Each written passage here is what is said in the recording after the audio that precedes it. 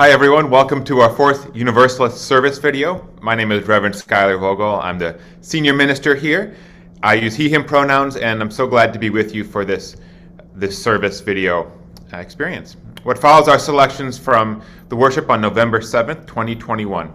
You will hear first a reading, and then my reflection, and then a discussion between myself and our Director of Religious Education, Ember Kelly, where we talk about the theme of the service and go a little deeper together.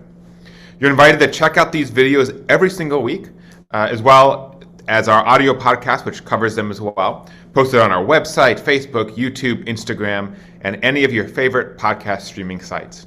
Now, if you like what you see, and we hope you do, we hope you'll leave a positive review, a like, a comment, share, or subscribe to help spread our Fourth Universalist message a little further. Finally, as part of our commitment to the eighth principle, to our anti-racist and anti-oppression work, we acknowledge that our community, Fourth Universalist, is located on the land of the Munsee Lenape people. This acknowledgement is part of our effort to dismantle ongoing legacies of oppression. We hope you join us in this work. Thank you again for watching, for being part of our Fourth Universalist community. We hope you enjoy our video.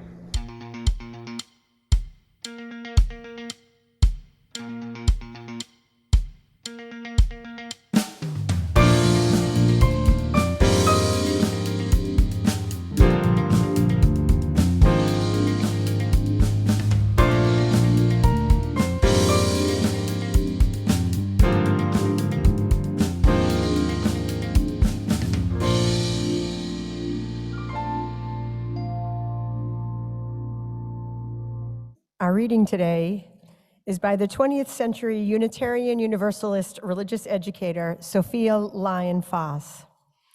Foss was responsible for modernizing our traditions schooling for children and youth, exposing them to themes of social justice and world religions. Here are her words on the theme of belief. It matters what we believe. Some beliefs are like walled gardens. They encourage exclusiveness and the feeling of being especially privileged. Other beliefs are expansive and lead the way into wider and deeper sympathies. Some beliefs are like shadows, clouding children's days and fears of unknown calamities. Other beliefs are like sunshine, blessing children with the warmth of happiness. Some beliefs are divisive, separating saved from unsaved, friends from enemies. Other beliefs are bonds in a world community where sincere differences beautify the pattern. Some beliefs are like blinders, shutting off the power to choose one's own direction.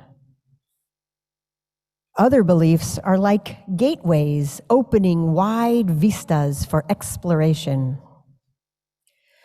Some beliefs weaken a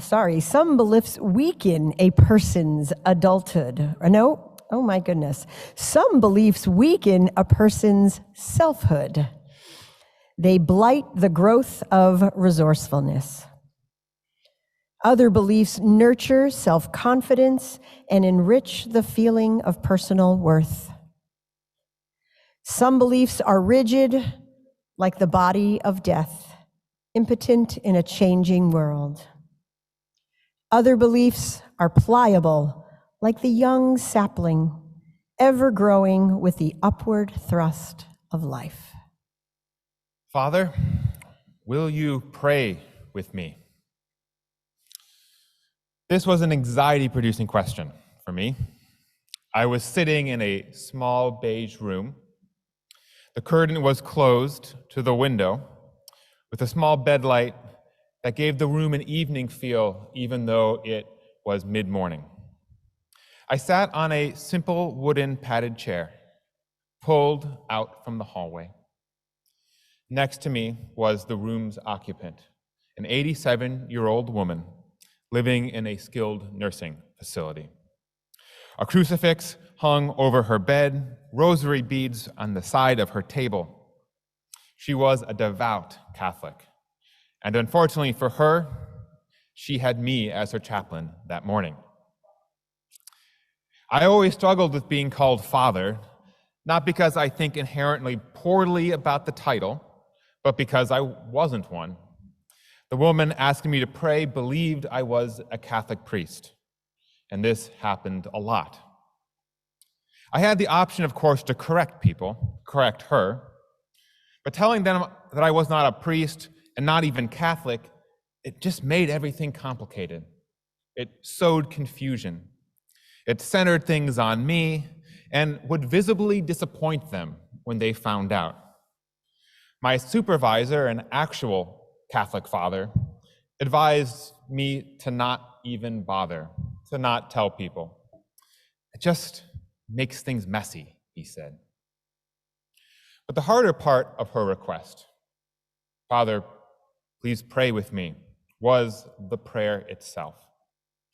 Maybe because those words were supposed to come out of my mouth specifically, rather than somebody else. And in that context, when someone asked me to pray with them, they were asking me to say the Lord's Prayer. Now, I know the Lord's Prayer, and I knew it then. All my relatives were Lutheran, so the Lord's Prayer, I knew it from the start of my childhood, from a very early age, and I could say it easily and I could say it convincingly. But I didn't believe it. That was the problem. And I didn't like its paternalistic gendered language either. I was, after all, a Unitarian Universalist, and I was largely humanist, and I liked being able to change words to fit the times. Now, I can find power in prayer. I can find meaning in language from the Christian tradition. I can be inspired by using the word God. But I did not believe in that prayer in the literal sense, and not certainly like she assumed. It felt like a question of authenticity to me and integrity. Was I who I said I was? The woman that morning looked at me expectantly. She was laying down where she spent most of her time now, on a medical bed with lights and monitors and guardrails to help her get up when she had to. I knew that she and most of her neighbors got very few visits. Sometimes the chaplain would be the only one each day, if they made it, outside of the medical staff, who were busy with their checklists and tests, hardly asking them how they were. The woman, as she asked me to pray, reached out her hand. It was a hand that trembled and shook from age and ailments, a hand with bent fingers, crooked from years of arthritis. It was a hand that was looking for human touch, for the warmth of somebody else, human touch that she didn't receive at any other time. Touch that would be a counterweight to the cold machinery and institutional medicine and the practical hands that moved her back and forth from the nurses. So despite my misgivings, I took her hand and we began to pray. She closed her eyes and sunk into a calm comfort, listening to the words that she had heard since her childhood so long ago. Our Father, who art in heaven, hallowed be thy name. I prayed that day, not because I suddenly believed, not because a light shone down and the truth was revealed, but because I again remembered the words of my supervisor. I had gone to him again, worried and anxious, shortly before. I asked him, how can I say these things that I don't believe? Am I being true to myself or false? Am I making a mockery of your religion, transgressing a boundary, posing as someone sacred to the Catholic Church? He had thought about it when I asked. I was his first Unitarian Universalist student, after all. He was unfamiliar with our particular strange brand of religion. You know more about Unitarian Universalism than me, of course, he said. But I think, from what you've told me, that you all are supposed to care more about love than beliefs. And from a Catholic perspective, I can tell you this. If you're worried about offending God, don't be. God doesn't care what you believe. God cares what's in your heart. He sees you trying to care for his people and knows you are doing his work. His love is in you and working through you, whether you think it is or not, whether you like it or not, whether you believe it or not. So it doesn't matter if I don't believe any of it? I asked. No, he said, it does not. You don't think an all-powerful God can be so thwarted by you and your disbelief, do you? He said. Now, even though I didn't believe in the Lord's Prayer or the kind of belief my supervisor spoke of, I found his words really reassuring. Underneath them was a core theological truth. What matters most is not what you believe, but what inspires your actions. If I live with love, God is content and I am enough. If I do God's work and yet don't believe, it is still God's work. I can be true to myself and still be good. So sitting in that quiet, small, beige room with its muted wallpapers and quiet light, holding that woman's old, shaking, arthritic hand, I said the prayer because I knew that she mattered more than my doubts. Here she was, after all, suffering from aging and illness, loneliness, and likely depression. Here she was just hoping in that moment, in the midst of all of that hardship, to connect with her God and with me, looking to find some comfort and peace and hope.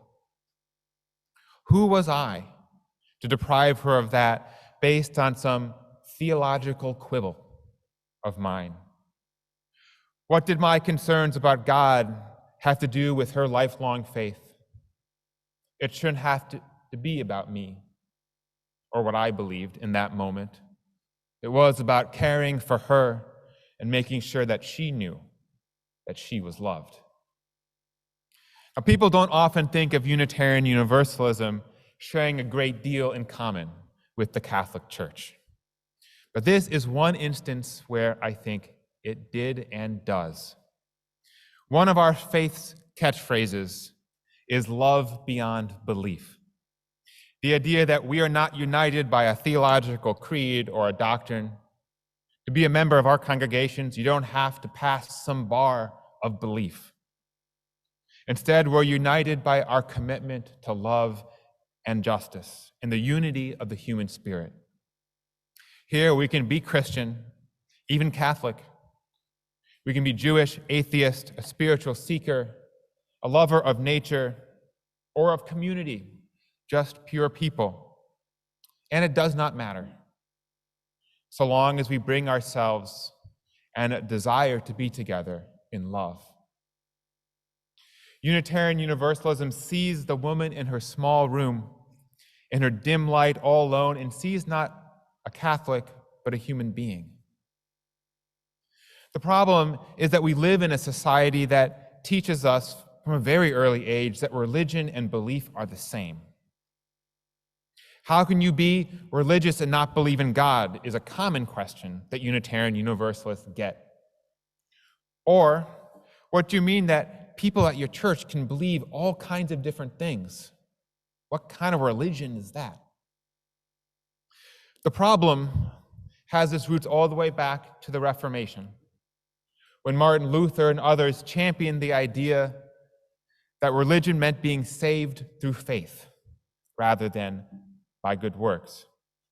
They saw the emphasis on goodness as performative and ultimately fruitless, given how corrupt and sinful they saw us being.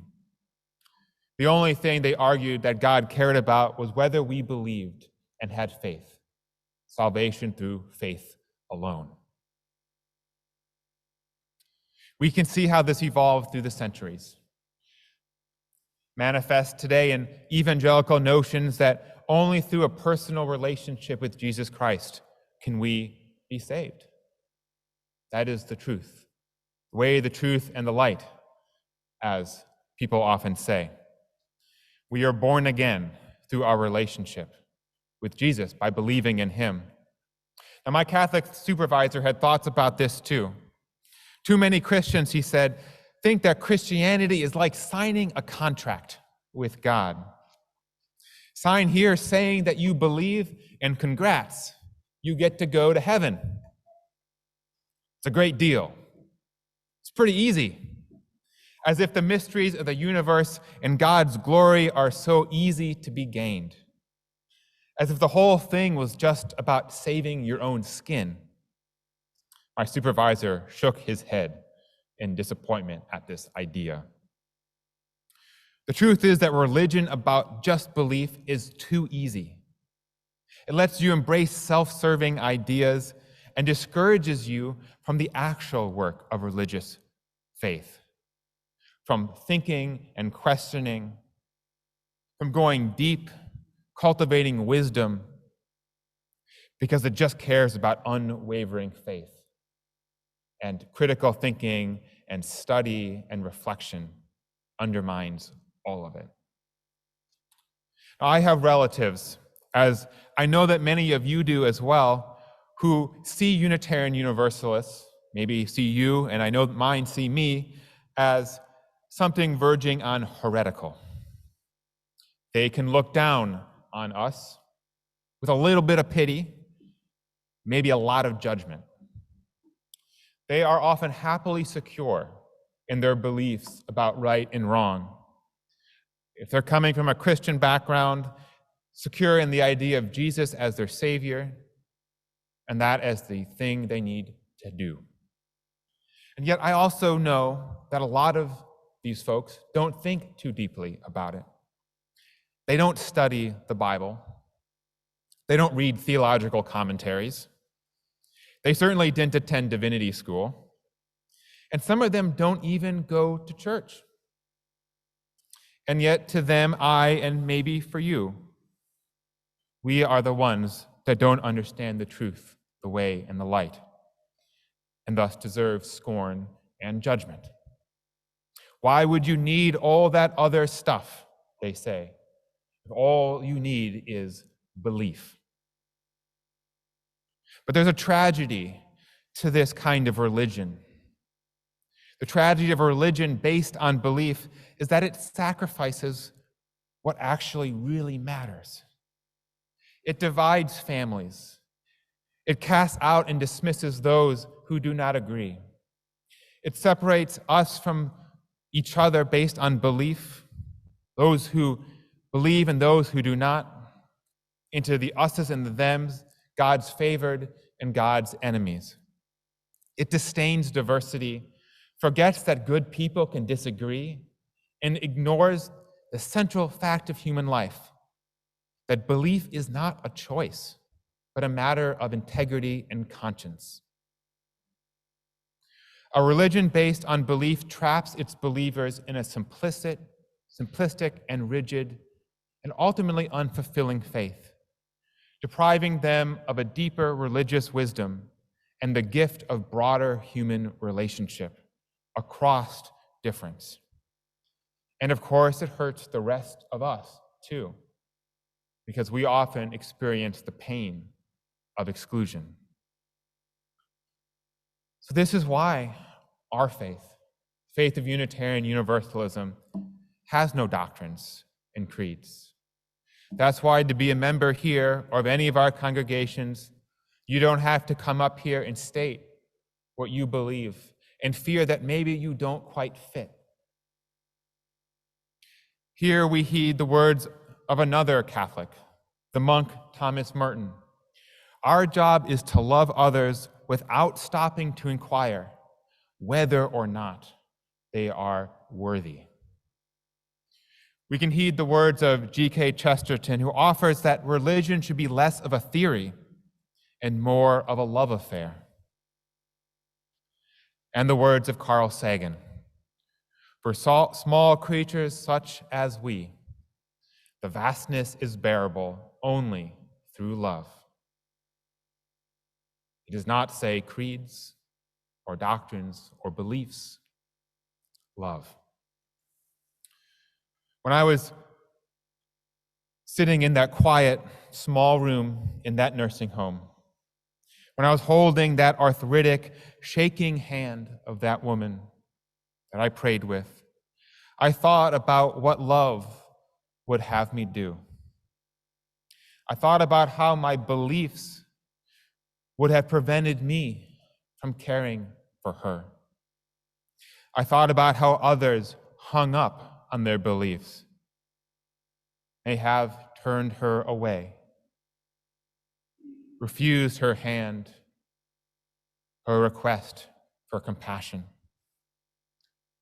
But love was asking me to see her humanity, to see her looking for comfort, her longing for connection and human touch, searching for a way to connect with the God she'd always known and treasured. I couldn't let belief get in the way of that, and neither should we. And so I prayed. It was the Unitarian Universalist thing to do.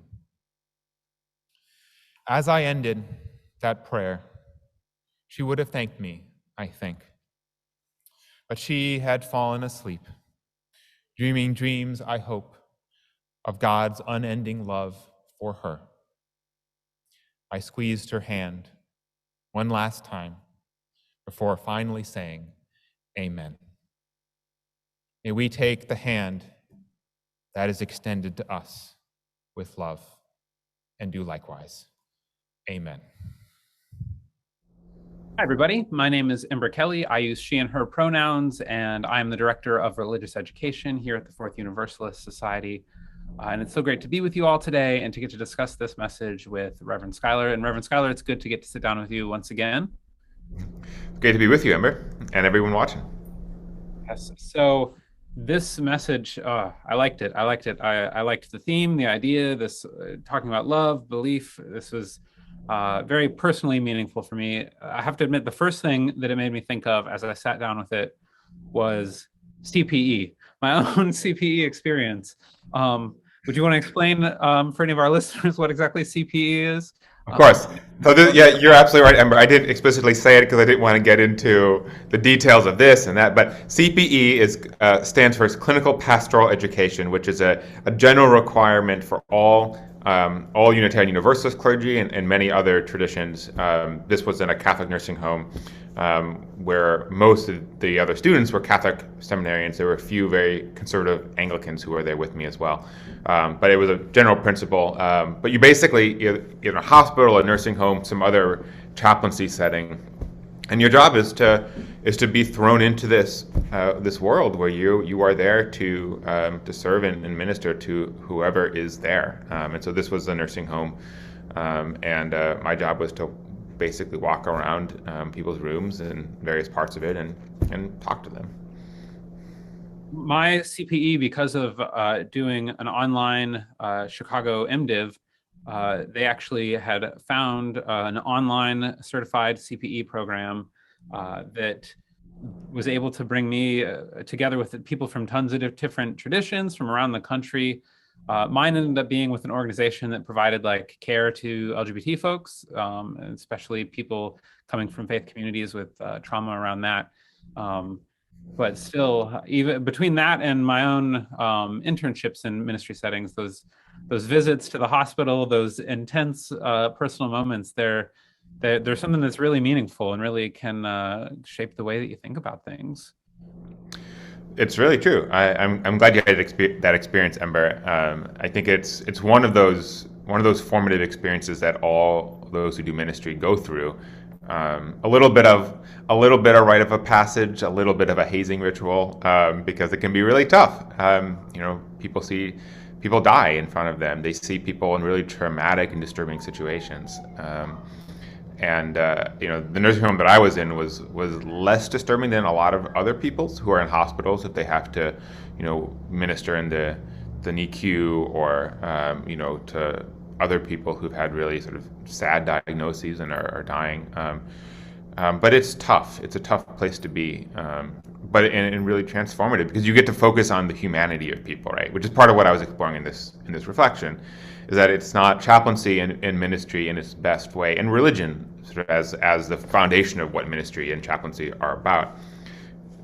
You see the humanity, and you're called to serve people, no matter who they are, what they believe, what their life has been like. It doesn't matter whether you believe in God or not, or believe a certain version of God. Your job is to attend to those people in their vulnerability in those moments. Wow. It's got me feeling like I'm back in CPE right now. And part of the hazing is also tons and tons of personal reflection that they make you do, which is equally as intense as the moments of being there with people dealing with intense life circumstances. Yeah, the scripting out, for all those who are watching and listening, you have to script out conversations that you've had with people, and then a group of people basically analyze how you did, which is very intense because you're just trying to do your best, but sometimes you're like, gosh, I did not do very well, and people tell you, and then they get into not just like your experience of that, but also like you as a person and your own either ability or inability to deal with sort of the emotional realities that are in front of you. So it gets deep very quickly, and you get vulnerable really quickly. Well, if any of this sounds exciting and you're interested in going into ministry, Reverend Scott and I are always here to talk. Everyone's stepping away now. We've scared people off. But so the other personal aspect that really hit home for me with this was thinking about just in the title and the way that you described it when we were talking about the time for all ages, is thinking about growing up in a much more fundamentalist household where faith was the more important, where the beliefs that you had were the grounding thing, where anybody that, a Unitarian Universalist would have been a heretic by the standards that I have growing up. That I would have been like, whoa, that is evil, definitely going to hell sort of thing. If you're going to that kind of church, why do they even call themselves a religion? Those would have been the things that I was thinking about in this context. And when I came out as trans, I quickly found myself going from the promising young ministry student to there's no way that you can even be considered Christian. That you can even why are you here if you're trans? Why are you being open about this? Isn't this something you should hide? And dealing with lots of family that chose to hold on to beliefs over coming to terms with who I am. And it's been complicated, but I think that a lot of the healing has been coming to terms with how belief can be used in beautiful ways, like the way that you share in this message, like how love and action is so much more important than the rigid systems of dogma. But so I imagine that's a similar experience for a lot of queer folks and a lot of people just dealing with difference, that belief can be used as this bludgeon on them. It's a very powerful bludgeon, and it's a very easy one to wield cruelly and carelessly, because it's so easy, right, for people in power to define what true belief is, and then to make judgments as to whether a belief is true or not, or behavior is true enough or not. And I think that's one of the dangers, right? And that's why Unitarian Universalism has been so historically non-creedal, and also bursting these boundaries of who belongs and who matters. Because if we're not in a position to judge a person's belonging with us, if there's not a set, if there's not a set of creeds you have to subscribe to be part of here, or no entry test, essentially, to say that you're part of this community, then you're not in that place of judging. You're not putting yourself into that place of, are you worthy to be here? Are you that kind of person who should be here? And I think one of the quotes I have in this sermon is this idea of deferring judgment, right, or not being in a place of judgment. There's another great quote that goes along the lines of, what is love if not refusing to judge someone? There are ways of being a Unitarian Universalist that frees us from our addiction to constantly evaluate others on a scale of good or bad or right and wrong. And that's very liberating, not just for the people who aren't being judged anymore, but also for ourselves, because ultimately what we're doing when we feel judgment towards others, we are also putting ourselves on that scale and holding ourselves to some standard that ultimately, I think, deep inside, if we're honest with ourselves, oppresses us too. I think as somebody can I still say new after a year and almost a half now, but as someone newer to Unitarian Universalism, I think one of the beautiful things about the 8 principles, and I talked about it in the Time for All Ages, is that these are about actions, like the ways that we live versus. So it's something that brings us together. It seems that Unitarian Universalism, with these principles, acknowledges that it's our actions that really connect us as humans and in community in a healthy and loving and caring way. Like believing that everybody deserves a voice, believing that everybody has value, and working to dismantle systems of oppression. These are all, yes, they're ideas, but they're also things that we can easily act on. And I think that that's a beautiful thing about the 8 principles. Yeah, absolutely. And that's the difference of why the principles are not a creed, right? Because they are about our values, but they're also about how we are together as human beings, both in congregations, but also the world. And I think they're in some ways a prescription for what right living looks like. If we were to follow the 8 principles well, the kind of world that we would want to live in would be accomplished to some degree. I mean, not perfectly. That's part of why they're not creeds. They're not set in stone. We add principles, we edit them, we take them away. But they're a roadmap that we can follow for how we should be together, and sort of the goals we should be pursuing, rather than a prescription of intellectual commitment, or heart commitment, right? It's not about whether you feel good about it, or you think it's true. It's act in this way, as if people have inherent worth and dignity. Well, Reverend Schuyler, thank you for this message. Thank you for this time to sit down and chat. If folks do want to learn about UU history, if you're watching this on Sunday through Wednesday before November 11th, we have an event on Thursday night talking about UU history. If you're watching it after, feel free to tune into the video and podcast recording of the event as well. So you have that to be able to check out if you want to learn a little bit more about these principles and about the UU world and where it came from. And then next week, I gather I will also be talking with someone a little bit different than you. It's been a few weeks and a different guest. Well, you've had me for the last few weeks. Next week, we will be having our field education intern from Union Theological Seminary, Ben Haney, who has been working with me and Ember as well and other things. We'll be giving his very first sermon.